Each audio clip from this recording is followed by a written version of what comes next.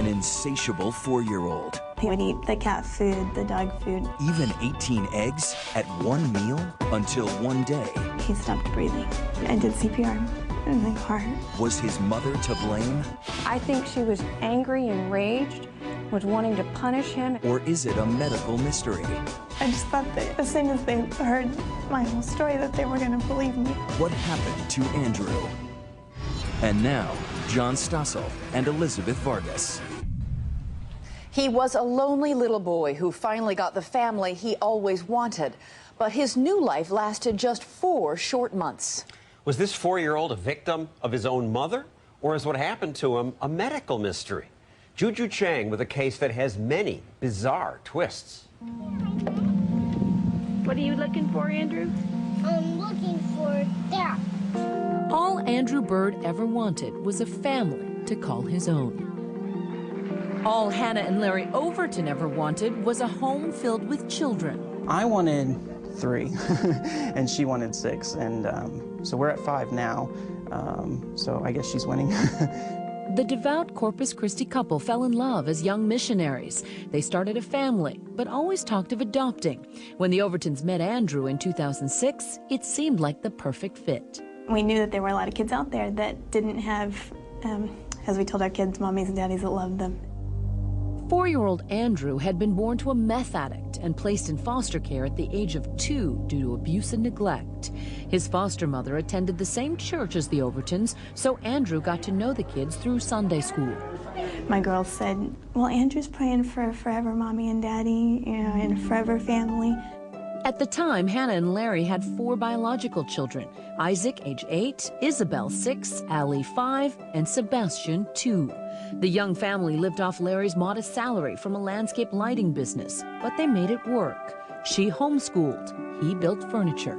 Even though Hannah became pregnant with a 5th child, they volunteered to become Andrew's forever family. I guess for us, it was very exciting to be able to give that love to somebody who needed it. It's your trusting God to move. Pastor Rod Carver and his wife Noreen noticed an immediate change in Andrew. If you saw him around the church, Andrew was always with his brothers and sisters. Andrew would tag along on Larry's feet all the time. And every time I would see him, he would just be right behind him, just right on his feet. But within a few weeks of Andrew moving into their home, Hannah and Larry say they began to see some odd behavior. I started noticing that he was hoarding food, that he was stealing off the other kids' plates, wanting to eat more, and getting upset when mealtime was over. Describe when you caught him eating things, inappropriate things. Anything, hair, anything that he found, he would try and put in his mouth. He also would eat the cat food, the dog food, out of the trash can. Despite their concerns, the Overtons hoped Andrew's habits would improve with time. And I had also been told by our caseworker that, adopted children will have problems. So you gave him a break? Yeah.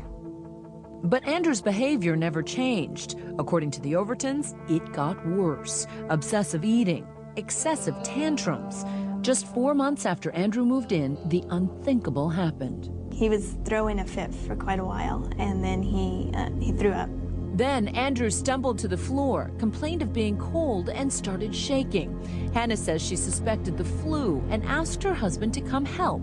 She wrapped Andrew in blankets and tried to warm him up. He still continued to say he was cold. My husband and I put him in a warm bath. The Overtons say it wasn't until an hour and a half later that they saw no improvement in his condition. This was no flu. He was breathing kind of congested. It's kind of like a gurgly sound in the back of his throat, and he was moaning. They put Andrew in the car and raced to the hospital. Why didn't you call 911? It was an option, but I felt like I could get him to the hospital quicker than 911 could. Then, the Overtons say Andrew's condition suddenly went from bad to worse. Within yards of the urgent care center, he stopped breathing. And I did CPR in the car. When he arrived at the clinic, Andrew's condition was critical. Blood tests revealed Andrew had salt poisoning, with the sodium level almost double the norm, among the highest levels ever recorded. Dr. Edgar Cortez treated Andrew that day. I've never seen a sodium that high in anyone. If you take salt at a level faster than your body can remove it, your sodium level will go up. It can cause brain swelling and convulsions, and then eventually death.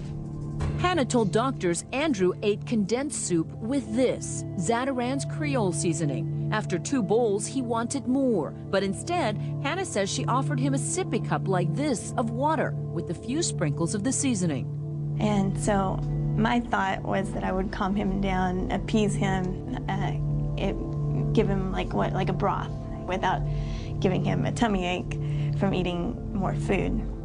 But that story didn't add up to the medical staff. One doctor calculated it would take at least 23 teaspoons to get Andrew's sodium level that high. And there was something else suspicious, unexplained bruises and scratches on Andrew's body. The medical staff had obviously been alerted, saw something, said, hey, we need the police here.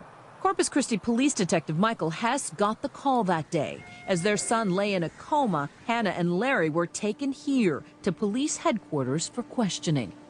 It's extremely, extremely important how he behaved, what he did, and then what measures you took. I think I already did. Well, okay, because there must be some things missing. All she said was chilly, and he just took 2 steps and said he was cold and fell. Well, that doesn't make sense. Did you think that maybe we need to call the emergency medical people? That's what we were trying to decide, and then we just decided it'd be quicker just to run up to the emergency thing on the corner. Why didn't it occur to you to call 911? I mean, that just seems like the automatic thing. I don't know.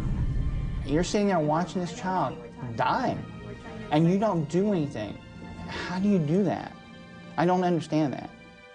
The toxic levels of sodium caused Andrew's brain to swell and his organs to shut down.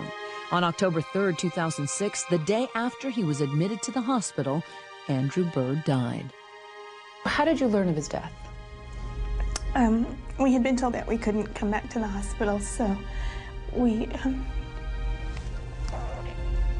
sent my mom and my stepdad and my pastor up there, and we sat with him. There was a reason Hannah and Larry were banned from Andrew's bedside. To investigators, the Overtons weren't grieving parents, they were prime suspects. At the Overtons' home, odd conditions. Andrew's mattress outside, his favorite Spider-Man bed sheets burnt on the grill, a camera pointed at a bare plywood bed. Like every night my mom watches it until we see him fall asleep, and then to make sure he doesn't do bad things. I said, wait a minute. Maybe there's something going on here. What was going on in the Overton home that day? And just what happened to little Andrew? Stay with us.